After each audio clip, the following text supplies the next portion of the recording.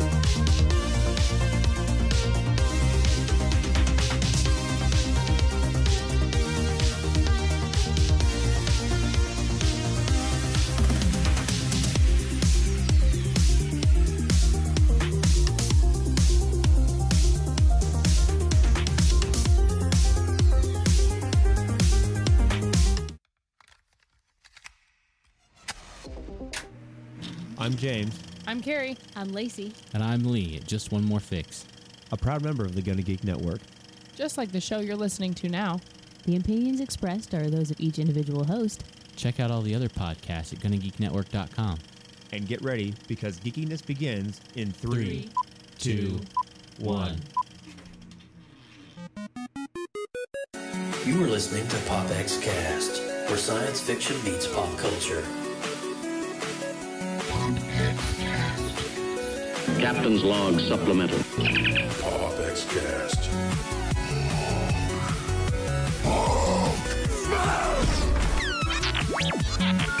Hasta la vista, baby.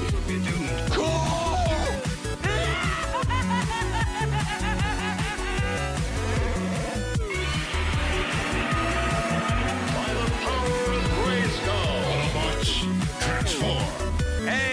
Excelsior! All right, and we are live here on PopXcast, where science fiction meets pop culture. Oh my gosh, it is so good to be back here in the limelight and streaming live back on PopX. What's up, Austin Burke? Joseph, I'm so excited. Ready Player One has already happened. It was a cultural phenomenon, and Steven Spielberg, in my opinion, is back. I'm so excited to talk about this movie, Joe. Me too, man. Me too. Had a really awesome trip. I don't know if anybody follows me over on Instagram, but we had a really awesome trip out to Las Vegas last week, and got to see a really couple cool things out at the Avenger Station at Treasure Island.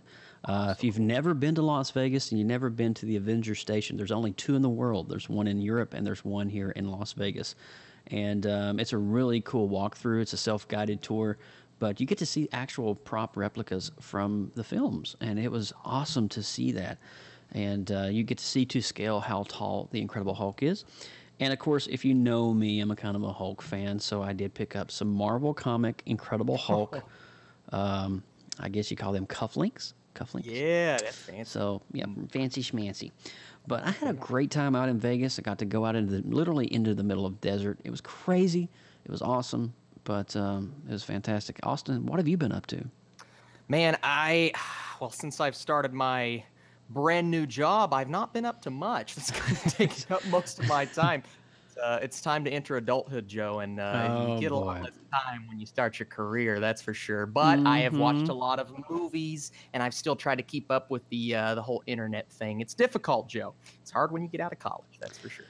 Yes, it's not easy, that's for sure. But, well, cool, man. And you know what? Mike is going to be joining us on the camera right after the news tonight because he has some pretty awesome things he wants to share about Ready Player One. And just, how he's connected into everything. But before we do that, let's go ahead and dive right on in right now to a little bit of news. Don't go anywhere. We'll be right back. Extra, read all about it. This is PopX News, coming to you live right here on PopXcast.com. That's right, PopXcast.com.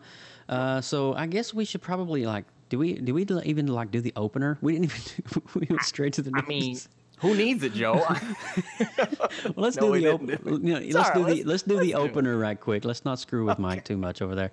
Hey guys, welcome to PopX, where science fiction meets pop culture. I'm your host, Joseph Burke, Central Florida's seasoned comic book nerd and retro enthusiast. We'd like to welcome everyone joining us live right now in the PopX.live chat room. Come hang out with us and join the conversation at PopXcast.com. And I am Austin Burke, your Appalachian geek at heart. If you guys missed our last episode, which seems like it was an eternity, it was only 3 weeks ago. So long ago, Joe. Yeah. I know, I can't believe that. It was about the Infinity War origin story. Check our official website at popxcast.com for this and other great past shows from PopX. And also, if you guys head over to Google Play and iTunes after the show, click that subscribe button. We would be very thankful. You guys can catch up on some amazing shows from the PopX archive while you're there, and we can certainly hope that you would give us a 5-star rating and review. Show us some love. Leave us 5 stars or whatever you want, but we prefer 5. I would take 5. Yeah, 5's nice. Maybe a free buffet at Golden Corral. I don't know. Or maybe not. I think that too. That'd be good. Oh, man. All right, so let's dive right on into the news here since we're ready to go with that. So the top of the list this week, Spider-Man will finally be swinging over onto the PlayStation 4. Now, we knew that this was coming. We knew that it's been in development. We've seen teasers. We've seen trailers. But then all of a sudden, it just kind of dropped off the radar. Nobody heard anything about it. But the PlayStation Pro, PS4 and PS4 Pro, it will be on September the 7th. And now that the release date has finally became public knowledge, we'd be hoping to see some kind of advertising for Spider-Man in the theaters before Avengers Infinity War. Now, that is a promotional opportunity too good to pass up. And we're hoping that Marvel and Insomniac are working together for a new trailer for moviegoers. Now, for those of you who are wondering, Spider-Man is definitely a PS4 exclusive. It's not on Xbox or any other system. And the game is not going to come anywhere in Microsoft territory. So interesting. Yes.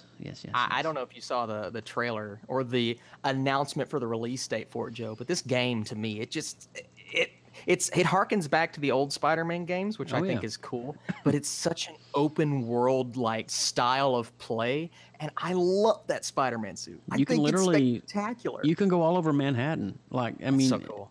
It's almost I would expect it to be like kind of on the level of Grand Theft Auto, where it's a free open world type thing, but you're Spider-Man and you're instead of like stealing cars, you're helping people. That's so You cool. know, I mean, if you stealing cars, I mean, or swinging cars like. around in circles with your web slinger, I don't know. Be cool. That'd be awesome. Yeah. I thought that was super cool. So moving on, this past Monday was a good day for the fans and casts of CW's DC Comics inspired superhero shows. The network announced its renewals of its programming coming back next year. And of course, we have Arrow Season 7, The Flash Season 5, Legends of Tomorrow Season 4, and the CW plans to bring back, listen to this, Matt Ryan as Constantine on board as a series regular. That is awesome news. Also, Supergirl Season 4 and the brand new hit Black Lightning Season 2. So, Joe, all of these shows got renewed. Are you surprised? I'm not, because CW is hitting it out of the park. Now, I do have a confession to make. I am a little bit behind. During the break at Christmas 4 months ago, I have not been able to catch up because since it's 5 shows, I mean, it's just so difficult. And there's so much stuff I'm watching. There's so much stuff I'm doing right now. And I'm just like, I don't have hours in the day. And so CW is making it very hard for the comic nerd to keep up with the storyline. So, but I'm going to try and do my best, hopefully over summer, to try to catch up and binge watch some of these as they come out into immediate release over on streaming. So. Yeah, it's difficult, man. The Flash is really the only one that I'm caught up on. All of the others, I've only watched episode 1 of Black Lightning. I mean, that's it. You know, I've heard great things about it. So I really need to take a couple of weeks, like you said, this summer and play the catch-up game because I'm sure they're all doing very well. Yeah. All right. So that is for that. And so next up, now we were talking about video game systems earlier. You may or may not have heard about this, but this is kind of a big deal for older gamers like myself. Atari has returned to the video game console market in nearly 24 years. It's been over 24 years since Atari has released any console or anything. And get this, and it's the first one since the old school Atari Jaguar. Wow, that's really going back to like 1993, 92. So the company has revealed that the system will now be referred to as the Atari VCR or video game console, computer system. And if the name sounds familiar, it's because that was the name that was also passed around in the late 70s when the Atari 2600 initially came out. Now think about that. Attendees at the Game Developers Conference will be able to check out the Atari VCS as well as its controller prototypes, including the classic retrofitted joystick. Look at that one button. Crazy. That is so awesome. Which resembles the classic Atari 2600 controller as well as the all brand new modern controller. Now the Atari VCS doesn't have a release date at the moment, but more details are about to come out, and it can be found if you want to see pictures, you want to get on their email list or whatever. Definitely go to AtariBox.com. And that modern remote looks pretty legit. I like that raised button there. Jeez.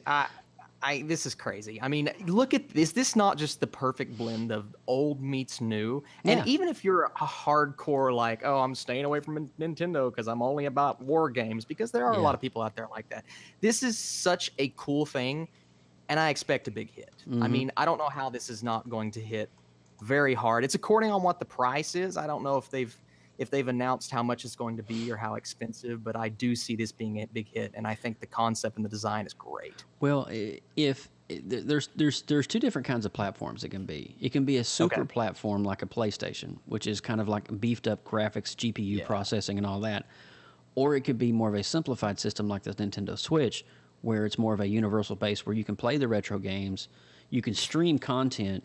That would be cool. And, but it's more of like a home system that it kind of encompasses everything.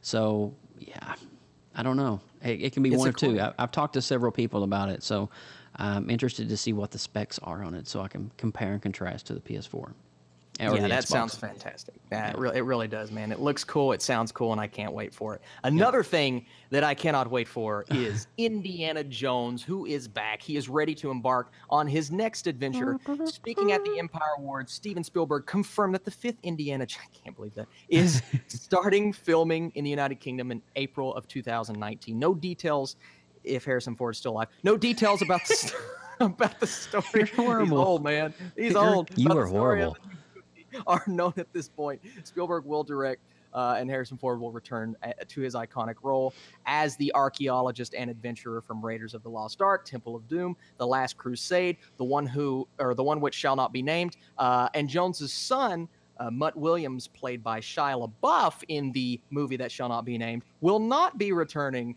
So there's that, and that's great. Poor Shia LaBeouf. He gets a bad rap. Just He does. do it. You know what? I don't hate him as an actor. I really don't. That movie, man. Movie did not work for me. Well, that music video of him dancing with that girl, it just didn't do it for me either. I'm just like, okay, this is kind of strange. This is pushing my own comfort level. He's a weird dude, man. He's a weird dude. Weird dude. Good actor. Weird dude. I don't know. Anyway, moving on. All right, so last but not least on the list this week, and this one I literally just found out about right before we went live on the air, X-Men: The Dark Phoenix. Now, we were talking early in the year how Fox is getting ready to release 2 X-Men films.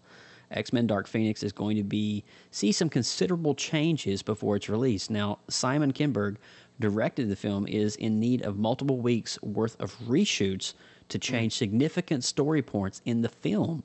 Now, after testing the film, the 20th Century Fox has elected to bring the film back into production ahead of its release. Now, they will have a significant roadblock in doing so, as actress Sophie Turner will be heavily tied up in obligations to Game of Thrones final season through September. Now, the film has already been pushed back to Valentine's Day 2019. Holy cow. So 20th Century Fox's other property, the other one we were talking about, New Mutants, is also in the process for even more significant reshoots after having its release date delayed nearly an entire year. It was supposed to come out next Thursday, ladies and gentlemen. Next Thursday. We're talking April the 13th, but the film will add a few new characters to round out the movie as well as make it scarier. Overhauling the majority of the film. Almost half of the movie, oh my God, 3/4 of the film is supposedly to be reshot. This is insane. Such a holdup has prompted the film to push its release date back to August the 2nd, 2019. Jeez. Dang. It was originally for April 13th, 20. Austin, what is up with Fox and their X-Men properties right now? I'm hearing... Okay, so the X-Men Dark Phoenix, that one doesn't bother me as much because they have seen a lot of success with that February date. And then this year you saw Black Panther kind of just make loads of money. So that doesn't bother me. But the New Mutants thing kind of freaks me out because they pushed it once. I'm like, all right, I get it. Reshoots, whatever. They pushed it again. And I'm hearing John Hamm was Mr. Sinister, and they've completely taken that out. I'm hearing they're casting Antonio Banderas in an unknown role. They are completely changing this movie. The movie apparently turned out okay, but then Fox saw the success of it, right? And that's the reason that they originally went back for reshoots, because they wanted to make this a pure horror film. So once they did those reshoots, they came back, and Fox still wasn't happy with the film. So they have just shuffled this so much. And I get why they didn't want the young adult feel to it, because we've seen so much of that. But I actually saw that trailer and I was like, this could be good. Like it looks like it could be really good. It could work. It could work. Yeah. It could work. But now that they're going back and redoing the entire thing, and it scares me, man. It really scares me. And the fact that they had John Hamm as Mr. Sinister is interesting to me, but now that's no longer a thing. I just don't know what to think about this movie, Joe. Fox is... I'm reading over in the chat room right now, Doug Hawks, who's one of my friends here in Claremont. He said that I expect him to kill both projects. And, you know, when you think about that... It's possible. It is extremely possible, especially with the Disney-Fox merger. Because they may be like... Fox may have wanted to rush these two films out, But now that the properties are being transferred over to Disney Studios, Disney may be like, this is crap. We're not, you know, we don't know what. So seriously, behind the scenes, we may not know what is going on. And that may be some kind of studio push to, you know, get it under the Disney umbrella before it's released, because, you know, Disney likes to tweak their things. So I don't know. It's very possible. We don't know what's going on. And by 2019, Disney would have, the acquisition would have been complete. Which is, it's going to be a whole new X-Men. Just count on that, because they're not bringing back these characters. And Doug literally just reiterated what I just said. He said, and wait for X-Men in the MCU as after the Disney acquisition. So there we go. We just talked about that. But all right, so we have 2 hit-its of the week for you this week. And hit it. I used to have a sound effect. Wait a minute, I do have a sound effect. Here we go. And now it's time for PopX's of the week. Yeah. Okay. I like that. Yeah, I do too. So I went to the local comic book shop today, and I picked up a couple of books that definitely you should be on the lookout for. Okay, there's some storylines going on right now between both DC and Marvel. This one in particular is the Doomsday Clock. Now, the finally released book 4 of the Doomsday Clock, and this is going to be a really awesome. It's a really awesome story about how Dr. Manhattan and everything comes in, and the whole DC universe just gets blown away. It's pretty awesome.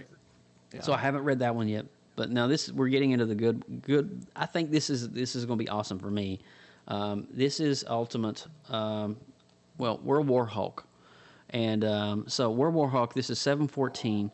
And shortly after this storyline, there's going to be a whole new Incredible Hulk, since they found that Banner is alive.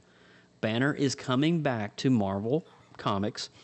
They are rebooting it as Ultimate Incredible Hulk.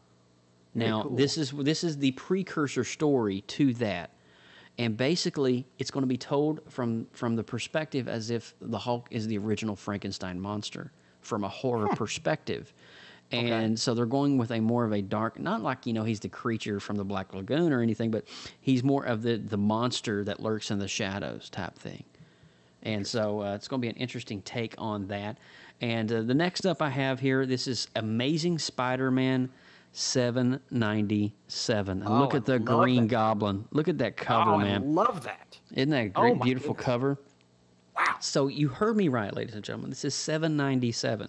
We are 3 issues away from the iconic 800th issue of The Amazing Spider-Man. Now, let me tell you, when I was collecting Spider-Man in high school from 94 to 98, I was in the 380s. Jeez. So that's how long that franchise has been going.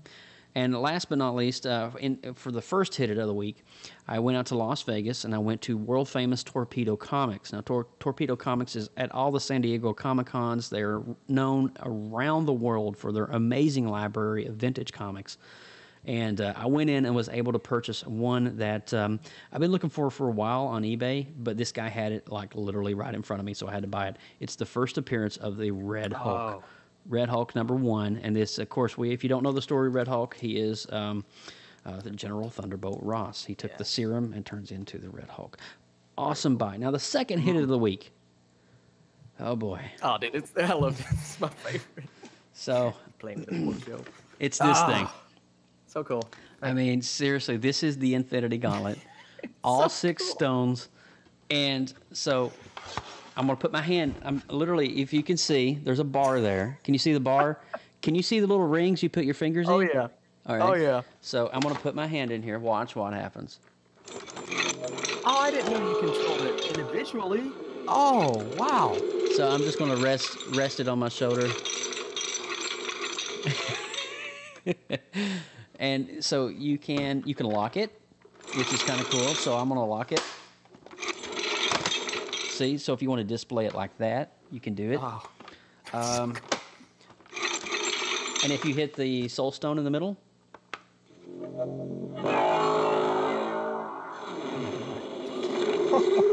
so evidently that is a sound from the movie when the gauntlet fires up. Let's hear that one more time. Dude.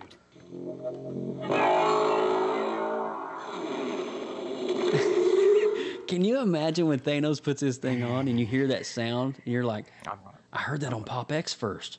PopX had that sound. But that is seriously, incredible, though. And here's it's like a weird, little sneak peek. It is like a sneak peek. And here's a weird thing I saw on this. There is a weird carving structure in the middle of this, in the palm. I can't figure out if it's an eyeball. I can't figure out if it's the eye to eternity. I can't figure out if it's like a cannon that he can shoot or blast out of his palm. I don't know what that is. If you know what that is, please comment, because I have never in my life seen that. That's a weird structure to have in the palm of your hand, right? It's got to mean something. It's got to mean something. I don't know what that is. I don't know. It may not be nothing. It just may be the way that the thing is molded. I don't know. But, I mean, seriously, look at my head and look how big that is. That is ridiculous. If you want one of these, I would highly recommend. There's a store online, bigbadtoystore.com. They sell them, and as well, they're a limited item. They're only like very few, far between. If you didn't get on a list like 6 months ago, you probably won't be able to get one. But I'm very blessed to have that one. I got on there probably back in September when it first came out, and I was like, I got it. Yep. All right, so that is PopX's Hit It of the Week as we get ready to transition over into Ready Player One. So look at this. Oh, my gosh. Oh, that is beautiful. That is pretty gorgeous. I like the graphic there, Mike. I like what you're doing. I'm feeling your graphic vibes. So, all right. Now, we're going to do this a specific way because I want Mike to go last, because Mike has got a lot of stuff he wants to share about the film. And when Mike wants to share something about a movie, we just let Mike share whatever he wants to share about the movie. But now, Austin Burke, I'm going to let you go first. And so we're going to do this open roundtable discussion style, and it's going to be very open, unscripted, but it's going to be a really great conversation about the film. And we want you guys to share this on your Facebook, share this on your YouTube, on your Twitter and Instagram. We have some posts on our official Instagram page, so feel free to copy and share those. But we want people to come and join us live, okay? So do that for us, and we will thank you so much. Now, Austin Burke, take it away. Oh, Joe. First question: are we allowed to spoil the movie? Yeah, let's go ahead. Let me go ahead and throw up the spoiler alert, because if you've not seen the film, then this is probably your point where you want to check out. Okay, go see the movie, then come back and listen to PopX. But we are going to talk about spoilers. Okay, so let me go ahead and roll that, and then I'll let Austin get officially started. Thanks for reminding me. You're welcome. Danger. You are about to enter a PopX spoiler alert. Beyond this point, there is no return. You have been warned. All right, as you hear the purge sound in the background, we are ready to go. Mr. Burke. You have been warned, ladies and gentlemen. Listen, I have been so excited to just kind of buckle down and talk a lot about this movie. I did a review to it, but it's hard to talk about a film with so many pop culture references and cameos and not spoiling anything about it. So I went into this movie with moderate expectations. I watched the trailers, and while they didn't blow me away, I still liked what I saw. I was a little worried about the visuals, because the way that it's presented in the trailer kind of, I didn't really feel like, I understand it's a video game, it's an avatar, whatever. I just didn't know if I was feeling the look of the characters. And I'm a guy that I know nothing about the books. I've never read them. So I didn't really know what to expect from this movie. But then you see that name of the director, and Steven Spielberg, you've let me down once or twice out of how many films now? He's in the upper 20s, 30s. I mean, the guy has an incredible track record. And even if I don't love a movie that he comes out with, I still really enjoy myself. And even the movies that don't come off as spectacles or blockbusters, there's still magic in there. A movie like The Post that came out last year, I didn't love the film, but I could feel Spielberg's presence, and you could see through the performances and just the way that the movie looked that he is in control. And I felt the same way with Ready Player One, except Ready Player One was spectacular. I loved this movie. I have not felt this way about a Spielberg film in 10, 15 years. And it's not just, okay, you get these references, you get the cameos. Ooh, there's a character. Ooh, there's the Teenage Mutant Ninja Turtles. Oh, there's the Ferrari from Ferris Bueller in the background, not even highlighted in one of the shots. This is how amazing and how much care went into this movie. They're not in your face. They're not kind of shoehorned in the script. Oh, look at that. Look at this. Yeah. I love how he handled these references and these cameos and just all of the little pop culture references in this movie. They're subtle, but they're there and they work and they make sense, because when you go into a video game, you're going to want to become the person or the thing that you look up to most. Right. And I understand they couldn't get the rights to Disney, even though you heard a few Star Wars references in there, but they couldn't show them. So it was a little bit jarring not seeing Marvel characters, but you have to look back. It's the rights issues, okay? But seeing characters like Batman and seeing the Back to the Future vehicles, seeing the T-Rex, seeing King Kong, for goodness sakes, all of this was just the icing on the cake of what was an incredible joyride from start to finish. And I think the biggest complaint that I've heard the most about this movie is we don't get to spend enough time with the characters out of the Oasis, right? We get the character development through the Oasis. And yes, it was a little jarring not being able to relate with them as much. And I'm not talking about the main two, our guy and our girl here. I'm kind of talking more along the lines of the side characters, right? Okay. The three characters that come in with the end. You don't get a lot of time to spend with them. And honestly, I don't think they were the strongest actors and actresses. It was one of my few negatives with the movie. But here was the thing that I said in my review.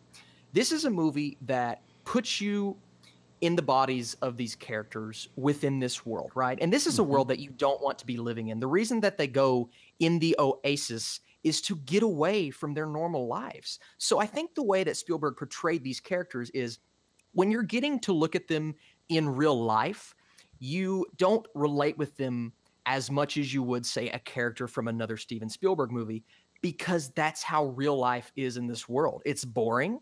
There's not a lot happening.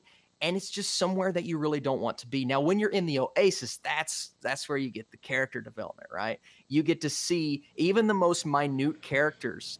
You get to see what they're about, who they are, and why they enjoy spending time with each other. I mean, my goodness, in this movie, his best friend, he had never met until later on in the movie. And I think that's the world that we're in here. And I think that's one of the reasons I can forgive not getting that character development outside of the Oasis. And that's really one of my few negatives, because Joe, and I hate doing this, right? This is just a movie that I had an absolute blast with. It's a movie that I had so much fun watching that I can kind of overlook some of those negatives that kind of bog the film down for me.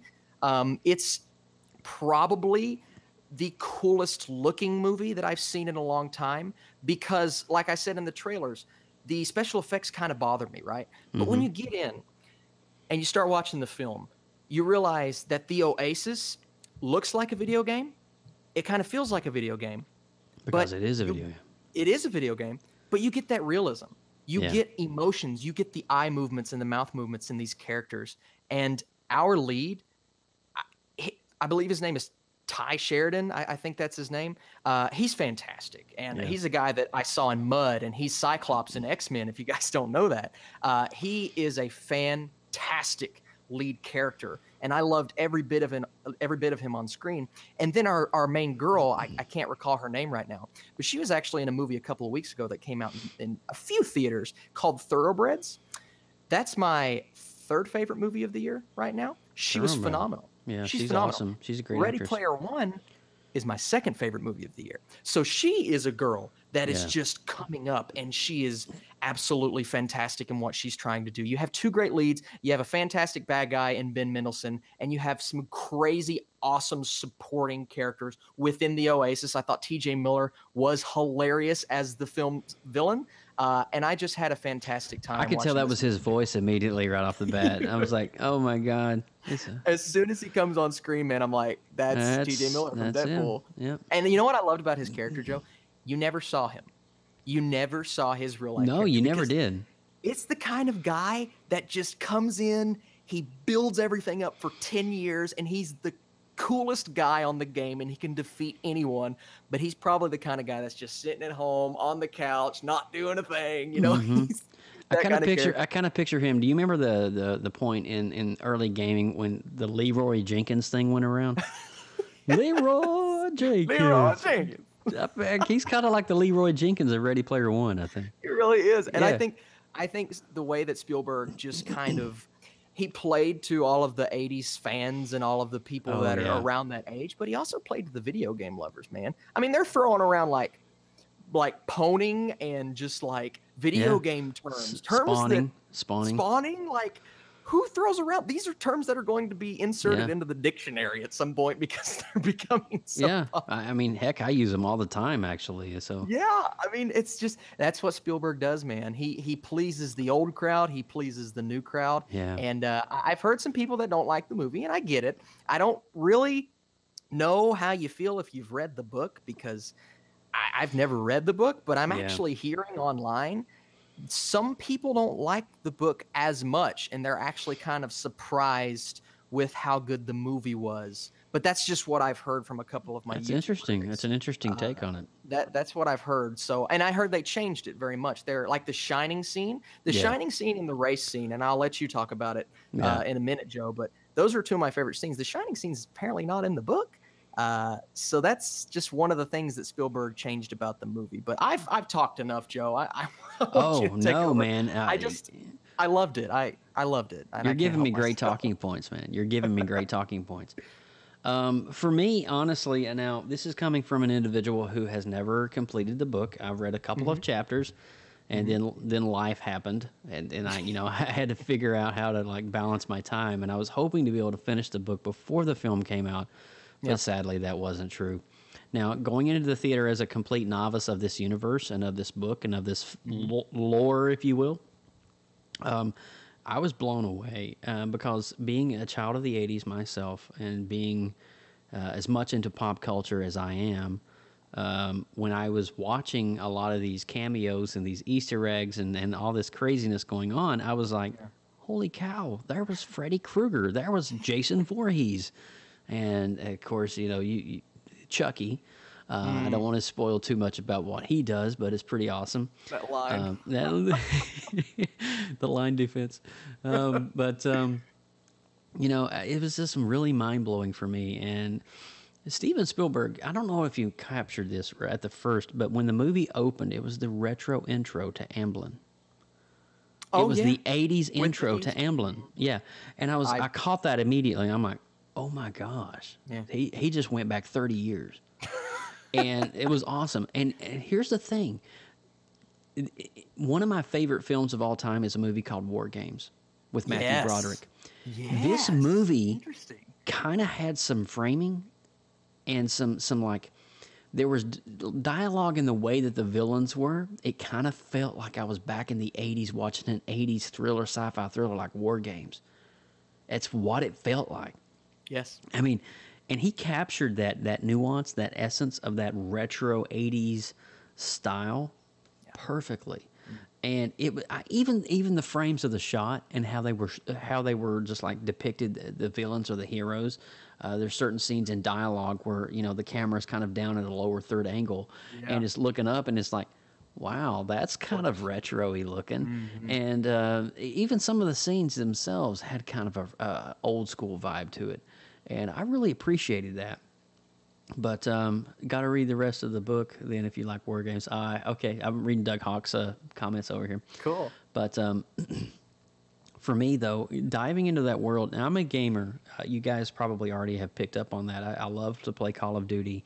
I have a Nintendo Switch. I have every gaming console, including the Atari 2600 that we just talked about a few minutes ago. And they're in working condition, mint condition, as a matter of fact. And so that's going all the way up to the Nintendo, Super Nintendo, Genesis, Sega CD, all the way up to today's modern PS4 Pro and Nintendo Switch. I'm not an Xbox person by anything, but the thing about this movie that just literally entrapped my mind was the combination of video game nuances, like you had said, Austin. Like, you know, just the verbiage, the style, even how the lead was opening up his door and collecting the coins as an enemy was like destroyed. Cool. He was opening it up, and you'd see his little bank fill up, you know.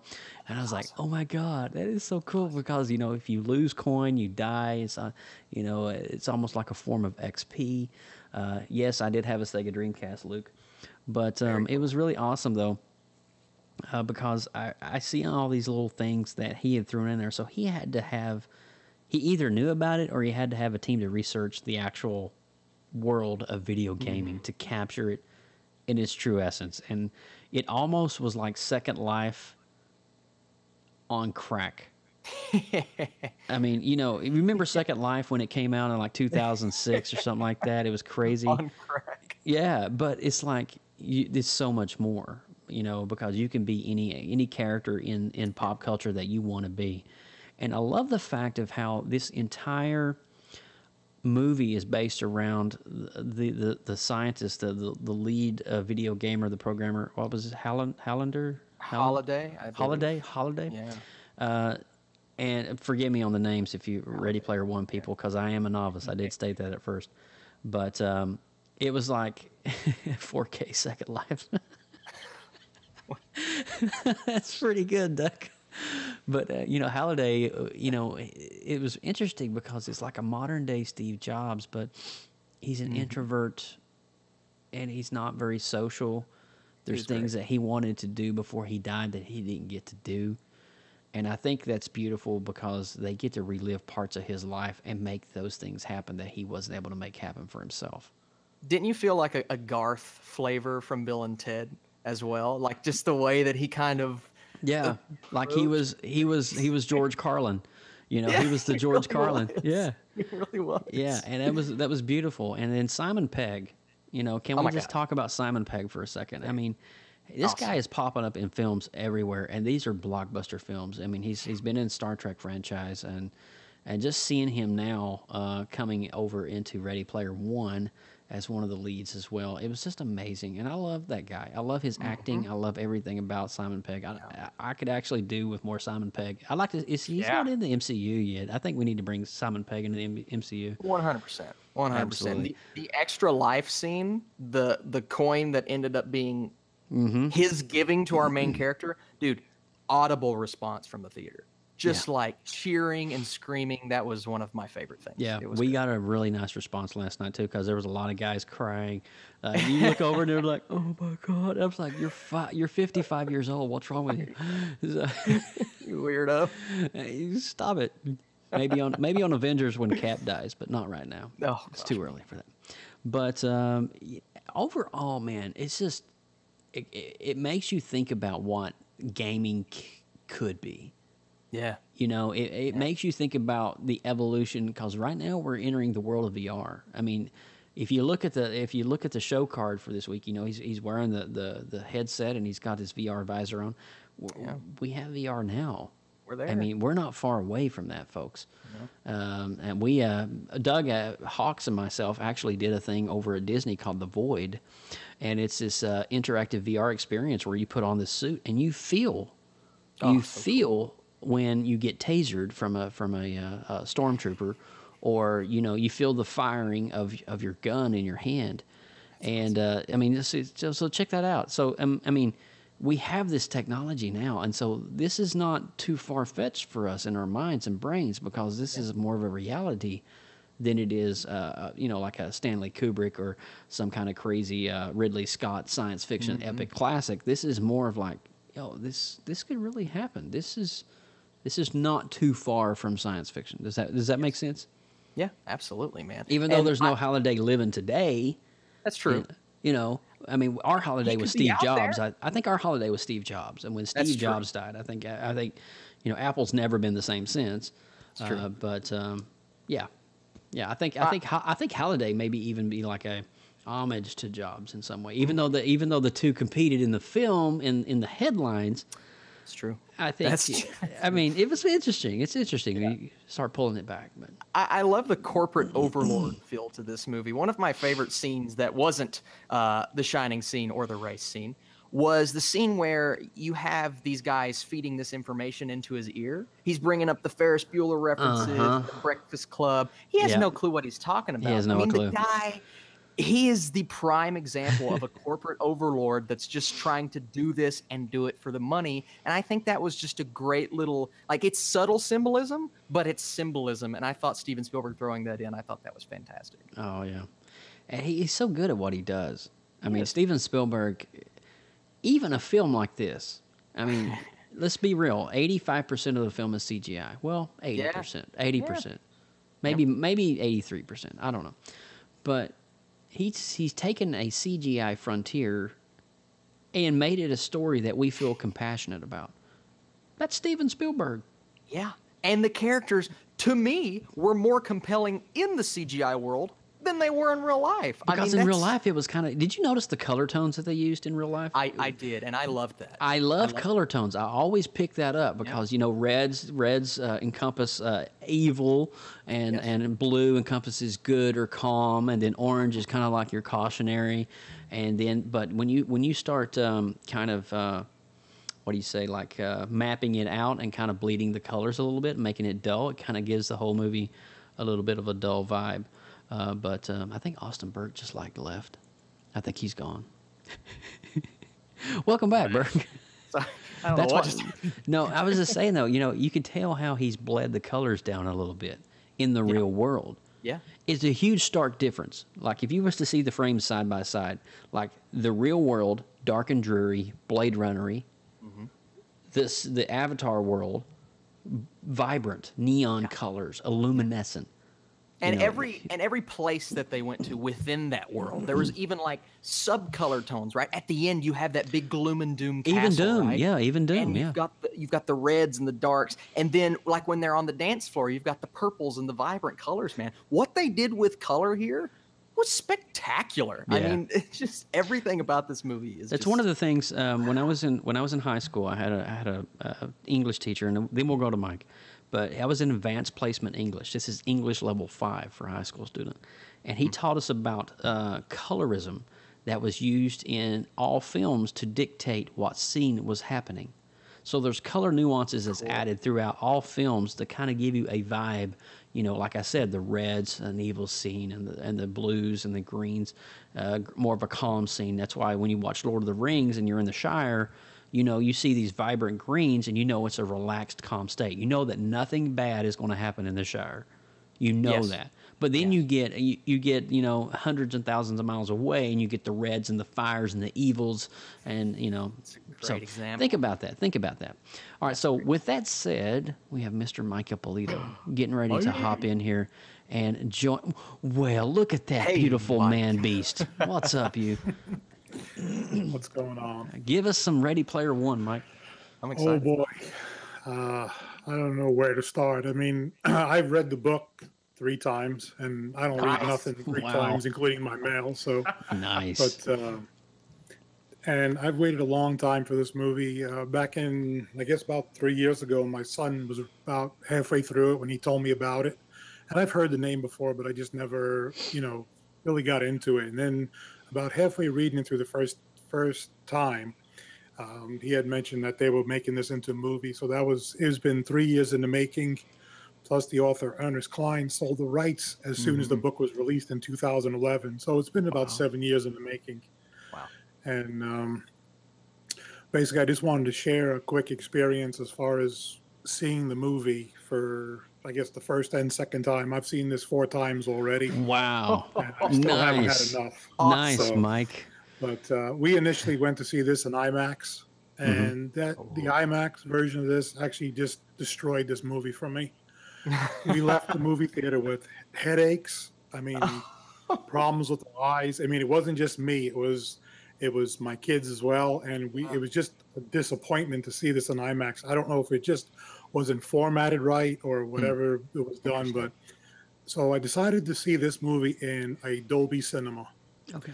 Well, let me tell you, if you ever want to see a movie, and I'll be sure to see Infinity War this way, I went to Dolby Cinema, and it was about $2 or $3 more than a regular movie ticket.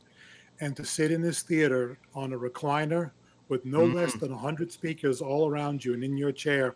And when you sit and you see an explosion or, something, dramatic, like towards the end of the movie during the final fight scene. Yes. And when the sound is so intense that your vision becomes blurry. Wow. That's the ultimate viewing experience. That is crazy. You ever get a chance I love it. to see a movie like this in the Dolby Cinema. And it was just phenomenal. And it made up for what I seen in IMAX. And I enjoyed this movie better. Answer me this, seeing it Mike. in IMAX. Yes. When you saw it in the Dolby, because in my theater, because I've watched it twice, in my theater, when Jump came on for the first time, it wasn't that, when the song first comes on, it wasn't that like, Jump. It wasn't what I wanted from the song. So when that came on in that theater, was it good sound, better sound? What was it like? Yeah, it was, the sound was just incredible. I mean, it's full Dolby Atmos. And I mean, there's speakers all around. I mean, as I said, there's no more than less than 100 speakers in the whole place, plus what's in your chair. Oh my gosh. That's really the crazy. projection was dual 4K HDR10 laser projectors. Gorgeous. And I mean, for a movie like this with the amount of CG work in it, I mean, the image was just so crystal clear, and the realism that it brought out was just amazing. And I would definitely go see a movie, especially even Infinity War, just for the battle scenes, to experience the Dolby Atmos was just phenomenal. That's awesome. Man. So, but I was, I wanted to see the movie for the first time, and then to kind of the times after, just to kind of see the Easter eggs as far as, what I could see, and supposedly as of now, there's like 188 that they've come up with so far. Oh my God. Just what they've come up and just stuff that I've recognized. But, Wait, did you recognize the Mayor Goldie Wilson flyer? Yes. I saw that. I was like, Mayor Goldie Wilson. I like the sound of that. Anybody noticed on the opposite side was a same poster with Will Wheaton. Really? I didn't notice that. I didn't notice that. Where he's standing at the mirror, there's one side is Mayor Goldie Wilson, the other side is Will Wheaton. Now, Will Wheaton is also the mayor of the Oasis in the book. Cool. So that's a direct reference to the book. That's awesome. Yeah. Okay. I mean, it was stuff like that I picked up on right away. And, as far as the book goes, I mean, the book is normally always better than the movie. But the stuff that they did in this movie that was different as far as the challenges go justified the stuff that was the challenges that were missing from the book. They justified it with the race scene, the Shining. I would have never in a million years expected it. In reference to the book, the initial challenges, as far as the first one, was to play the game Joust, and once you win 2 out of 3 games in Joust, and then you got to go through the entire movie of War Games by reciting the lines. You play Matthew Broderick's character, and you have to recite the entire movie for points, and that gives you, access to the first gate.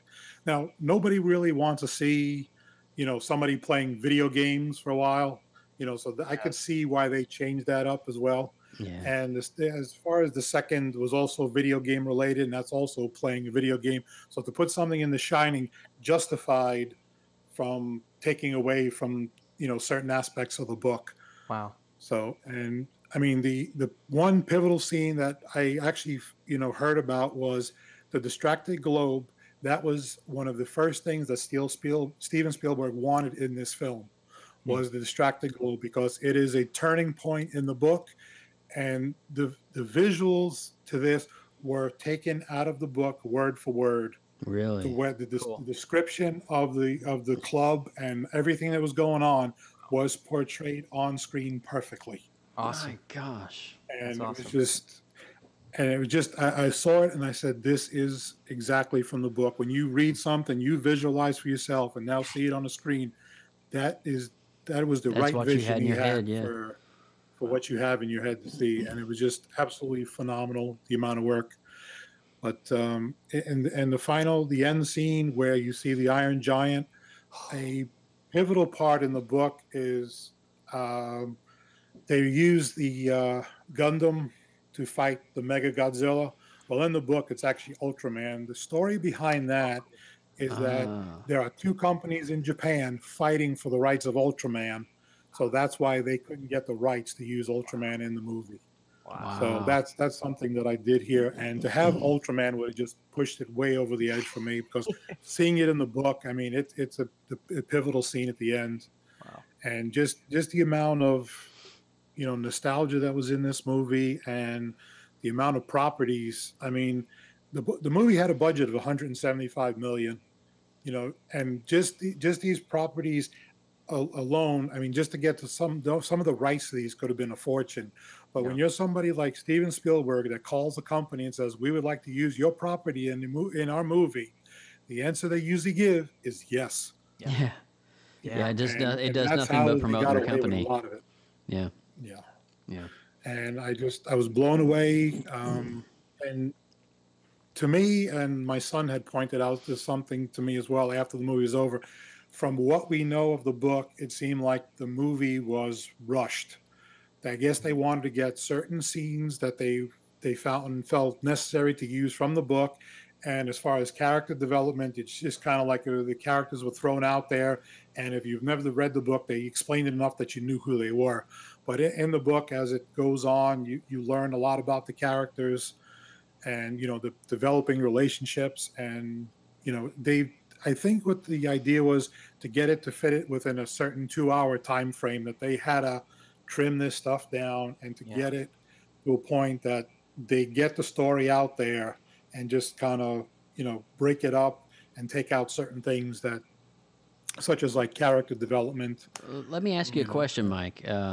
Do you think that they'll ever have an extended release of this where there is some more of those scenes added with the character development and some things like that? Do you think there'll be something like that in the future? I don't know if they would actually release, an extended version. I mean, an extended version would probably push it well over 3 hours. That's to true. kind of get. I'm sure if they have a video like a home release on Blu-ray, they may have like a lot of stuff that may have been cut out, like the special bonus features, stuff like that. But one scene towards the end, which I guess unless you've read the book and know the backstory to this, right at the end of the movie where they say they close the Oasis on Tuesdays and Thursdays so you can be part of the real world, that is a direct setup to the next book. Oh. Ernest Cline has already confirmed that the second book is already being written. Oh. Wow. So Ready more Player than likely 2. will definitely be a movie. Ready Player 2, I bet. Yes. Could you imagine? That'd be a cool title, right? Now, the title hasn't been released, but that's where it's... Your experience, and I love hearing how you're comparing the book to the movie, because that really intrigues me and it makes me kind of jealous that you've read the book several times and I haven't. But having said that, I do know you to be a collector of some pretty awesome antiquities of the Ready Player One lore. Yes. Would you mind sharing a couple of those with us? I have my keys.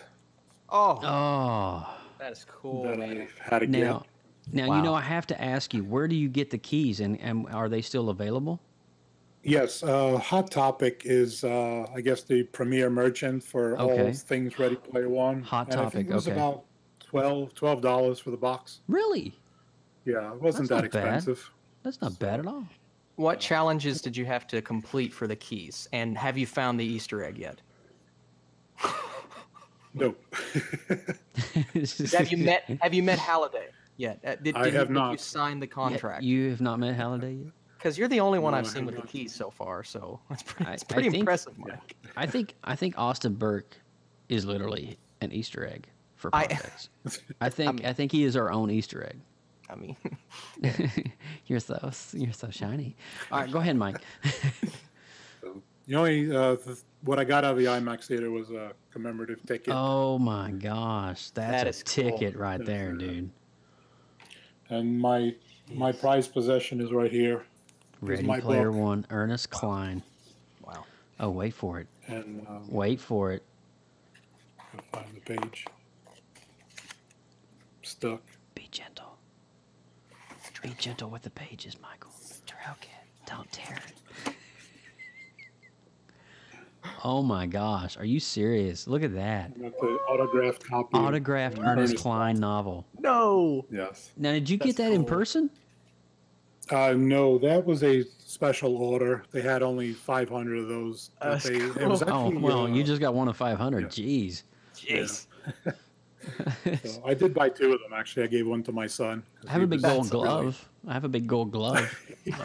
That's all I got. That's all I got for you. That's awesome. Well, that's awesome, Mike. So, I guess what we need to do now, since we've all kind of shared. Mike, did you have any other points that you wanted to share? Just basically, there was certain things that, as far as like the soundtrack of the movie, you seem to get more of a vast soundtrack in the trailers than you did in the movie. Like songs, I noticed like, that. Pure Imagination should have been in the movie. There should have been some Rush that would have been more true to the book. Yeah. I mean, Alan Silvestri killed the score of this movie. I mean, it's just unreal.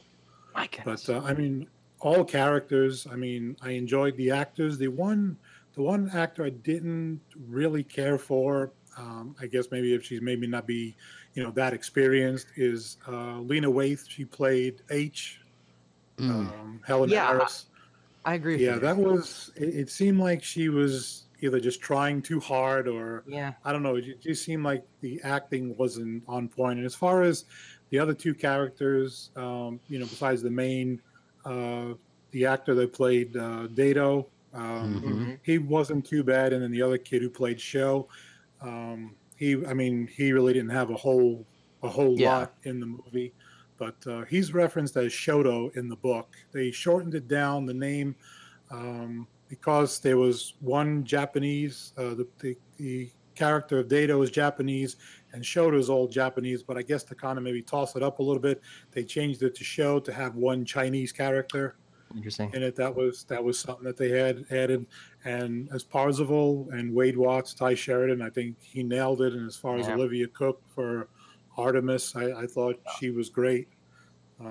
The CG work, and just to sit and see this movie multiple times and catch the Easter eggs of, just stuff like, I don't know if anybody picked up on the Pee Wee Herman bicycle or the Spaceballs Winnebago.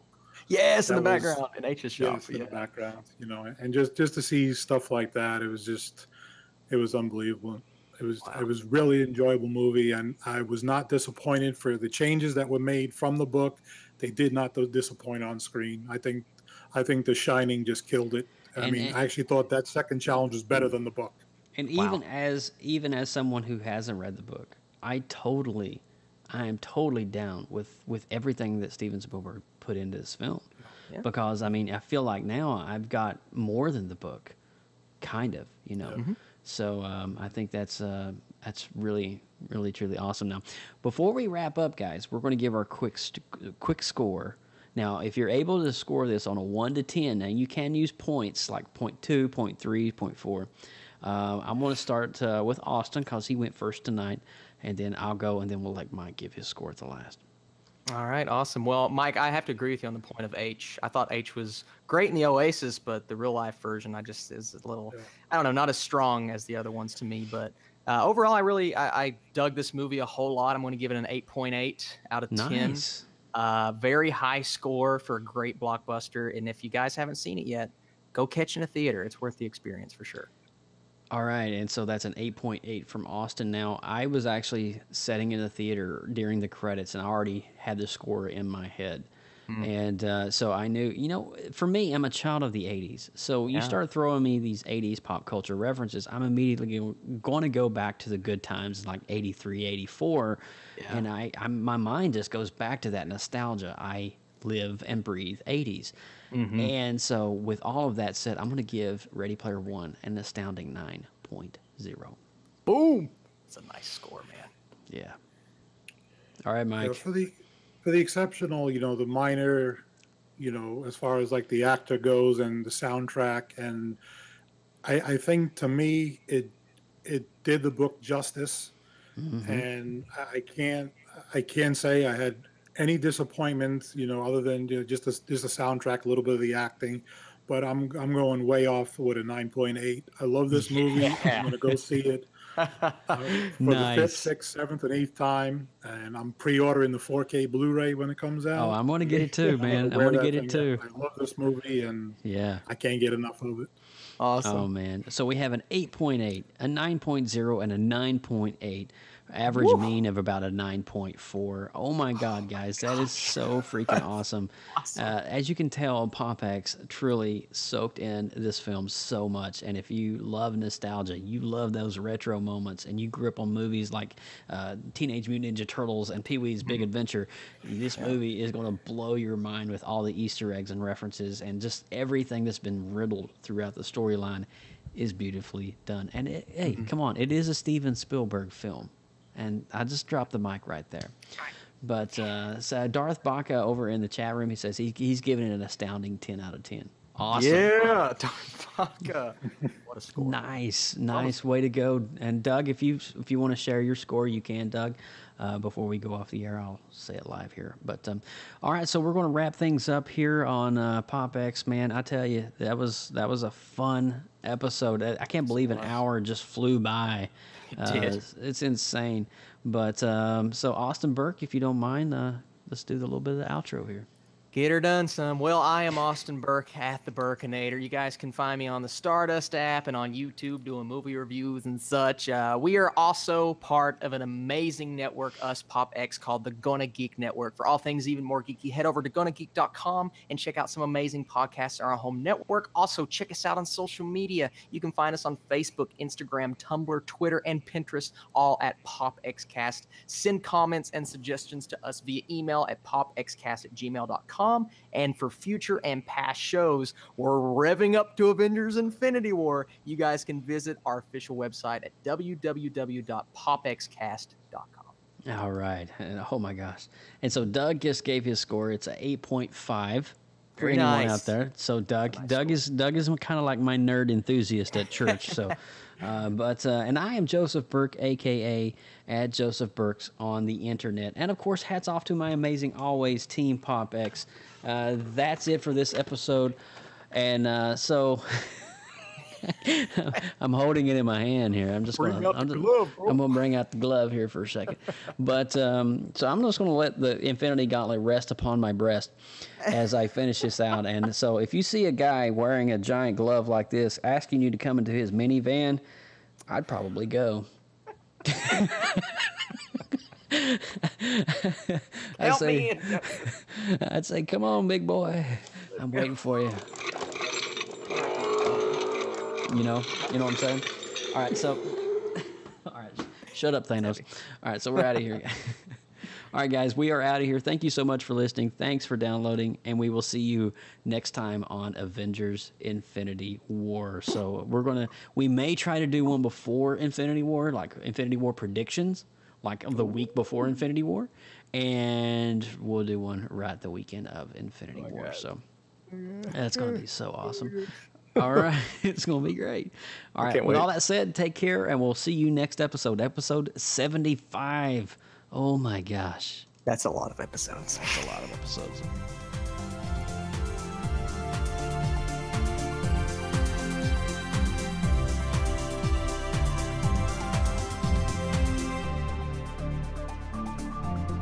From everyone at PopXcast, thanks for listening. Be sure to give us a 5-star rating on iTunes and subscribe for more great content. Drop us an email, popxcast@gmail.com. Follow us on Twitter, Instagram, Facebook and YouTube, all at PopXcast. Get your geek on.